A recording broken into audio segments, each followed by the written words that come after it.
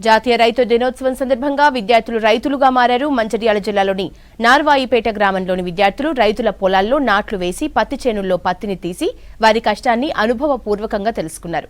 రైతులకి బాసటగా కొంతసేపు పొలాల్లో పనిచేశారు. అనంతరం రైతు శ్రమని వృధా చెయ్యమని విద్యార్థులు ప్రతిజ్ఞ చేశారు.